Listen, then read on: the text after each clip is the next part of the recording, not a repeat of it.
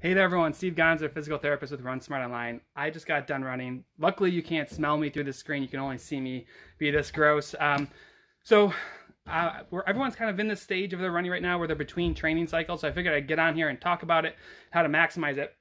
A lot of patients coming through right now in my physical therapy clinic, and they just finished their goal race, they're looking to next year, they're trying to clean things up so that they can be ready for next year. So I want to talk about how do you do that. How do you maximize this time of year, your maintenance plan in between these training cycles so that when you start training again, you're ready to go, your cardio's there, you're not increasing your risk for injury. Before I forget, if you want help, we actually have a full maintenance plan that we use. It includes all your strength workouts, your pacing, your runs. It is a 10-week program that can help you guys get some structure before you get ready for your next training cycle. But here's what you need to know. So you're in between training cycles, or maybe you're about to be. How do you maintain fitness but not overtrain? How do you nurse your injuries back to health? This is the big premise of what I think everyone should be focused on if you're in this lull before you start your next training cycle. Because usually like January hits, right? And then everyone goes bonkers and they get, on these kicks to get ready for the next race. So here's what I recommend that you guys should be focused on. And if you're going to do like these holiday races and stuff, that's all cool, but have your eye on the bigger prize, which is probably like maybe a half marathon or a full marathon or qualifying for Boston next year. In fact, if you have big goals for next year, just let me know in the comments. I'll maybe help you guys out a little bit on some things to think about for that.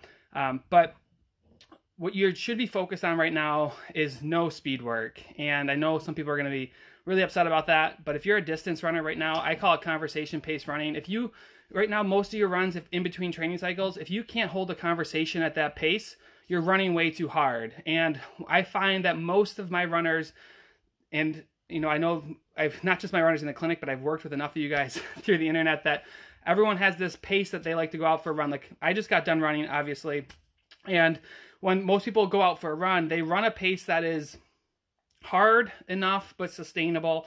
You're not like dogging it where it's like, oh my God, this is really hard, but it's not super easy either. And I call that breakdown pacing. So you're at a pace that's not hard, but you are causing breakdown with that. You're tiring yourself out. And this is the time where you should be recovering. So the easy goal, and if you use our maintenance plan, I put a link in this post. In our maintenance plan, we give you exact pacing. A lot of people fight me on that because it's really slow. And really that conversation pace is a really easy way to think about it. If you can't have a conversation in your run, you're running too fast right now. You want to nurse them things back to health. You don't want to be breaking down right now because the breakdown is going to come when you're in your training cycle. Which brings me to the next thing, because a lot of us are licking some wounds right now, right? Sore knees, ankles, Achilles, plantar fascia stuff going on.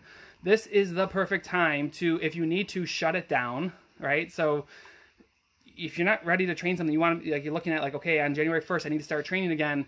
Don't just run through stuff right now and get to the point where you're gonna just keep it there until you start training, and then eventually you're gonna have to pay that piper. Go ahead and take a little break. But for those of you that you don't really need the break, you just want to keep active, you want to stay fit, you want to burn off cookies and booze through the holiday season. Conversation pace running and 2 strength workouts a week. You want your strength workouts to be focused on balance, glute strength, and core strength. If you're going to go for anything, those are the key things to be focused on. So you want to make sure that you're not doing a bunch of clamshells and leg lifts and bridges. You want to get up on your feet. You want to work on your balance. I just got an email from someone who tried one of our workouts yesterday that they did not sign up, and they did the first workout and they quit because it was too hard and their balance was too bad. Go to what you suck at. If your balance is bad, don't avoid it, improve it. And when you work on the proper strength training, your strength should be including balance. It should be including glute strength and core strength. Really simple stuff to do. We actually have full workouts at the link in this post. Base 6 bootcamp is what you're looking for, or base 3 bootcamp is the perfect starter for anyone that's looking at that. So here's a recap. If you need help with your maintenance plan, click the link in this post. If you're in between races, conversation pace running, shut it down if you need to, and include 2 strength workouts a week. All they have to be is about 20 to 30 minutes. You don't need a huge, drawn out program. Focus on glute strength, core strength, and balance, and that should help you. I'm going to go shower because this is going on. So I'll talk to you guys later. See ya. Bye. Help if I hit that finish button.